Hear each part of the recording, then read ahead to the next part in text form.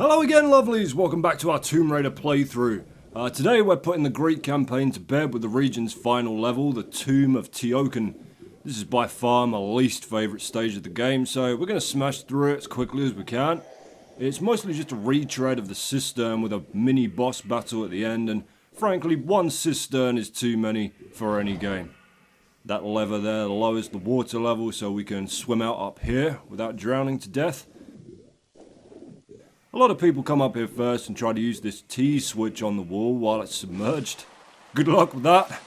Your cold-bloated corpse will make quite the treat for the crocodiles. Speaking of which, I'm going to pop the shotgun again here. You won't get a ton of use out of it after this level, so we'll just use up whatever shells we got. Get the fuck out of the way, nobody cares. I'm not in a bloody mood today. Sadly, lovelies, I can't give you much of a history lesson today, seeing as the Tomb of Tihocan isn't a real place. The best history lesson I could give you is a history of levels that piss me off. Alright, we got a 4-way arrow trap waiting to poke some holes in us the minute we touch that central column, but if we line ourselves up just right here, we should be able to hop across without any grievous wounds. There we go. The switch up here pops the water level back up and raises a block down below so that we can snag ourselves a hidden medipack. It's not a secret though, it doesn't count. Compare that to the start of the game where you triggered a secret for doing the most rudimentary shit. How quickly Tomb Raider turns its back on you. How swiftly it casts you out of favour.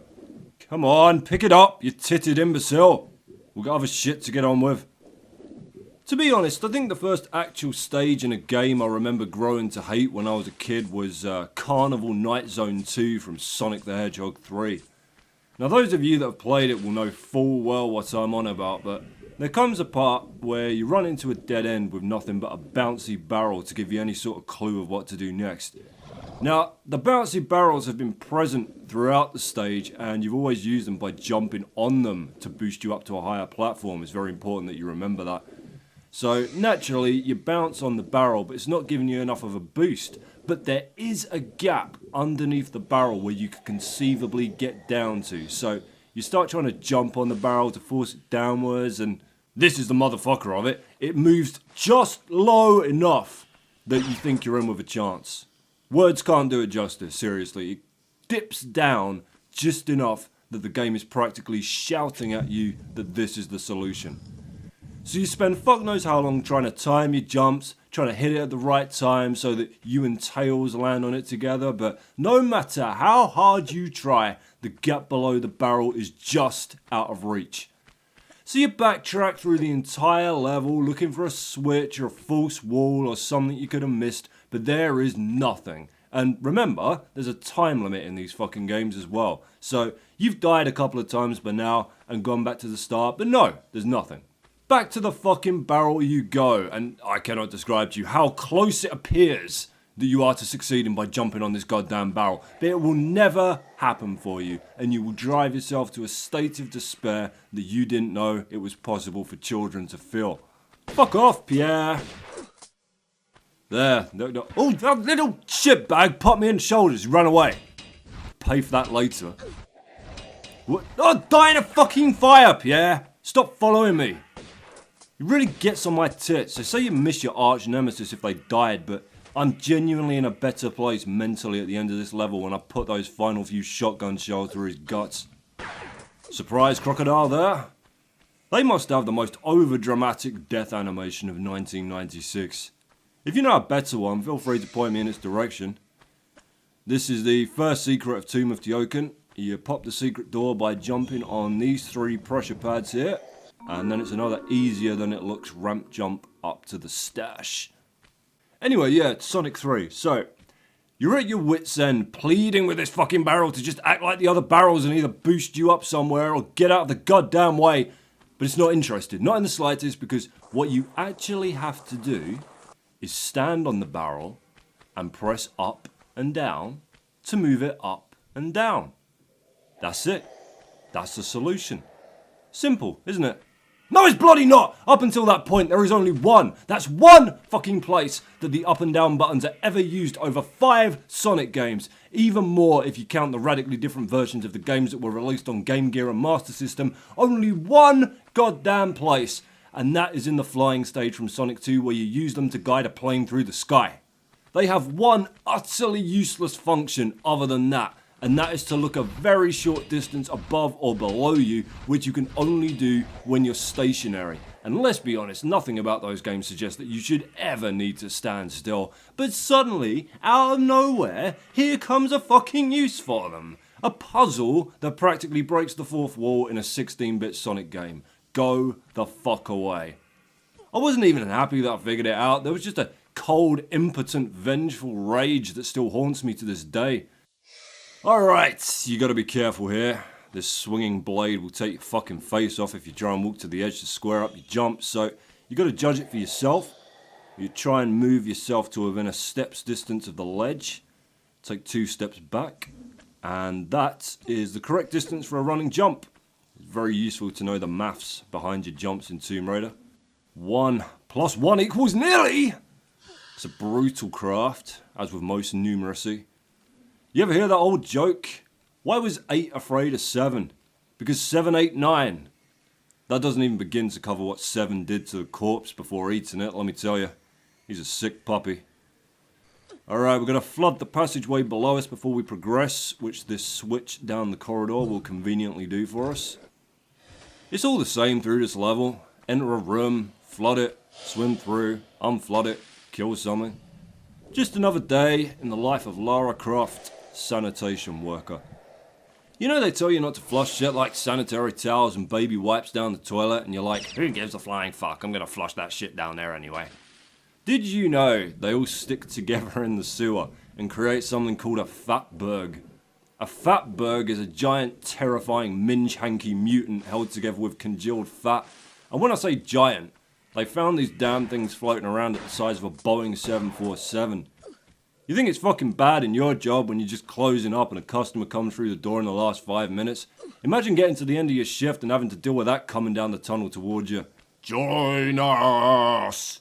Because it obviously wants to assimilate you to lead it into the outside world. Join us! We are Fatberg. We are Legion. And the next time anybody sees you is on the news as part of this 60-ton abomination rolling through the streets like a Katamari from fucking Silent Hill, while armed police fire over their shoulders fleeing from their useless barricades. You'll have seen the spikes there. These gorillas have but one goal in life, and that is to push you on top of them. Fuck off! You filthy degenerates! Alright, here's, we've got to jump and grab the crack in the wall and pull up to the door. But if you didn't throw that switch first, the game will make you think there's an impassable bug in it, because you can grab the crack, but you won't be able to shimmy across it. Now, seeing as there's nowhere to go and you can't jump backwards from a shimmy, your only choice is to drop down onto the fucking spikes and die. What a dick move.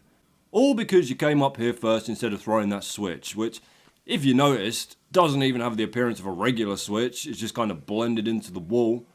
Fucking reprehensible. Anyway, there's the gold key. We'll be using that in mere seconds in the hallway across from us. You can tell I want to get out of here. I'm not even lining my jumps up properly anymore.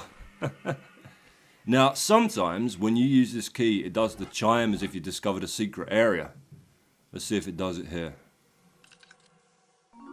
Yeah, see, God only knows why. It's not a secret. It doesn't count as a secret. Just another part of the campaign of psychological warfare this level wages against you.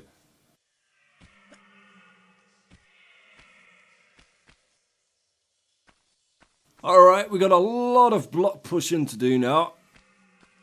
Now you got to move this block right here onto the various pressure pads around the room to open all of these locked doors one by one. Some have goodies in them, some have animals, some have both. I always thought this would be a great minigame for that show Takeshi's Castle. You ever watched that? You must have done. It's basically, it's a knockout of all the health and safety precautions removed because the Japanese are fucking insane. My favourite round is one where they get a series of doors and they have to throw themselves at the one they think isn't locked. They just hurl themselves at those motherfuckers, and As a viewer, it's win-win, because if they pick the right one, they go hurtling face first through the door into a mud bath, and if they don't, the realm of physics just commits unspeakable atrocities to their skeleton as they bounce off of it. I'm pretty sure it's common design law now that all animators watch Takeshi's Castle for an invaluable lesson in ragdoll physics. You get 2 doors for the price of 1 there. I do love a bargain. Up here is a rusty key with another chomping blade trap. You can hop through here, but on the way back you smack your head. Get carved up into fucking pet food if you try it, so don't. Look, this is the worst part of these traps. They only start up once you're fucking inches away from them, so you get to thinking, I deactivated it. No, you didn't. Where in this game have you ever witnessed such an act of charity?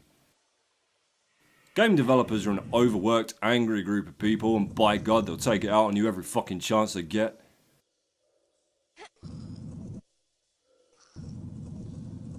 It's the Rat-pocalypse!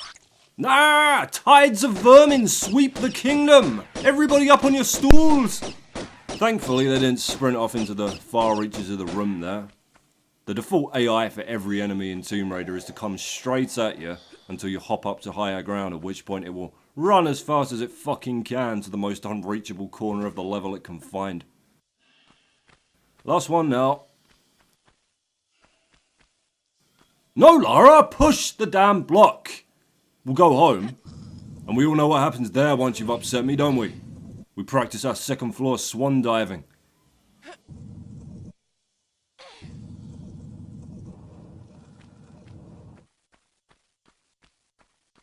Little bit of bait on the floor there. Ignore it or get yourself squished. Your choice. There's the second rusty key. The door to use both of them is literally right next to where we started pushing the block, so again, nothing too complex to contend with in this stage. We're out of the sewery part now anyway. That was another level that wound me up when I was a kid. The sewers in Teenage Mutant Ninja Turtles on the NES. Everybody always bangs on about the dam level in that game, and yeah, it's hard, but it's not that bad. The sewers have a jump that you can't make because the ceiling's too low. You try everything you can think of with every turtle until it turns out that you've just got to walk across it.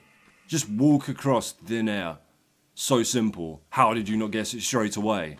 My word.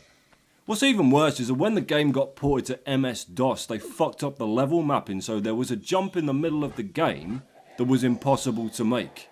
That was it. No fix, no... That was the end of your game. A lot of old NES games got ported to DOS, and I can't think of a single one that didn't come out just mangled beyond all fucking recognition. There's a pesky secret area tucked away on the edge of the slope that we have to bounce down it a certain way to get to, and if you fuck it up, there's no second chances. If you leap off this way, Lara just explodes into a series of random leaps that makes it seem like I fucked everything up, but then you land on this slope and wind up right outside the secret, so it's all good. There's really nothing more to that than just holding the jump key. She does all her own stunts on that one, Lara. But your trials are not over yet. We've got to hit some more jumps here on these suspended collapsing platforms. And the best tip I can give you for these is that you release the directional buttons after every jump, because there's always the risk that the game will recognise that you're holding them before it twigs that you've got the jump button held too. And it will just run you straight off the edge of one of them, and then that's it, you're fucked.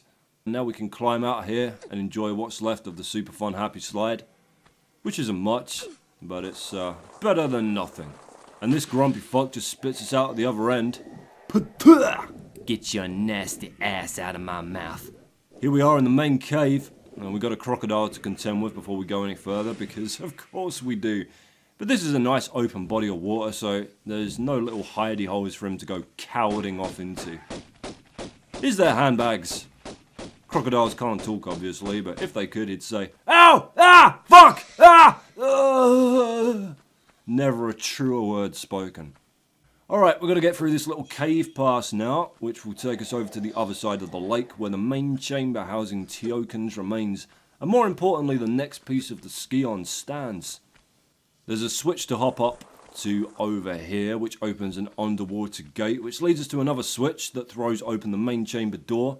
And then we have ourselves the climactic gunfight, which is the only part of this level that doesn't bore me to tears. There we go. Whee! Plop. Don't fall in here before you throw in the switch. That's a irritating bloody climb back. I should be able to do this in one breath quite easily. Do you know the current world record for holding your breath underwater? 22 minutes, 22 seconds. Just think about that. 22 fucking minutes. That's insane. For fuck's sake, a dolphin can only hold its breath for about 10 minutes. A dolphin!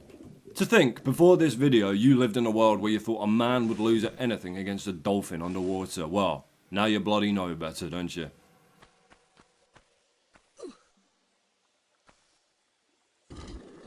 There's our invitation. Let's not keep Pierre waiting.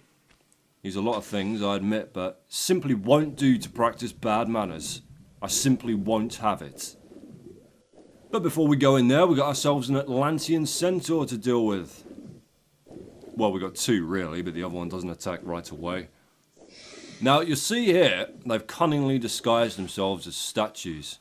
Such is the cunning of the horse people. I'm going to switch to my magnums here, just because the longer you fight them, the more chance you have of getting hit, and these fuckers are armed with, like, fireball cannons or some shit. They come exploding out their crunchy shell like they're erupting out of a fucking birthday cake. Surprise! Happy birthday, Lara Croft! The fireballs fire in this erratic pattern that's way out of whack with the timing of the jump, so it's very easy to catch one in the face as you're jumping side to side here. Right then, my little French friend. I've been waiting for this for a long time. It'd be quicker to kill him with a magnums, but let's savour this. Evening, Pierre. Barrel 1, tears your motherfucking flesh. Barrel 2, send your fucking heart out your chest. And that's all from you, sunshine. Yeah, look at him keel over. Yeah. We'll take all his shit here. There we are. That amounts to a gold key, his lump of the skion, and his magnums. We've already got magnums, obviously, but now, whenever we use them, we have the satisfaction of knowing that we prized them from his cold, dead hands. Centaur number 2 should be waking up any minute now, so let's pop outside and put him back to sleep.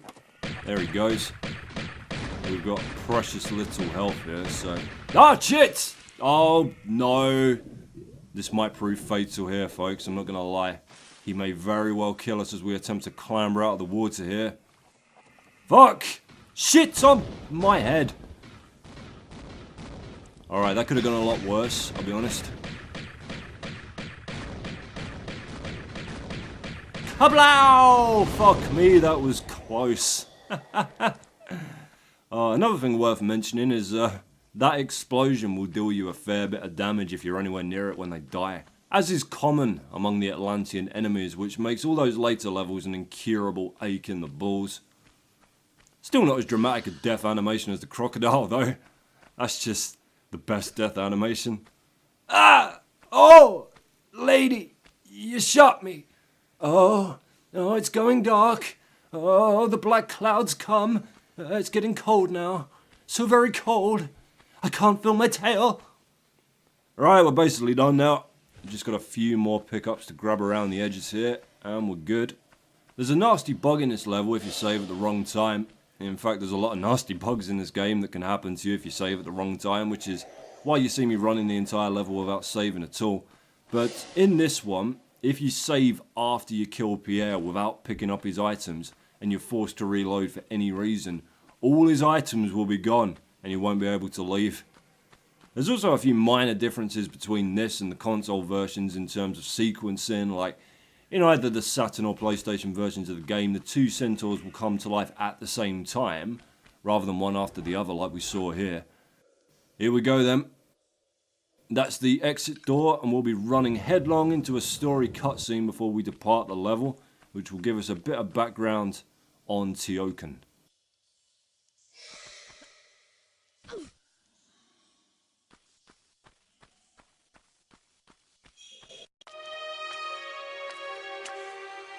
Here lies Tihocan, one of the two just rulers of Atlantis, who even after the curse of the continent had tried to keep rule here in these barren other lands. He died without child, and his knowledge has no heritage. Look over us kindly, Tihocan.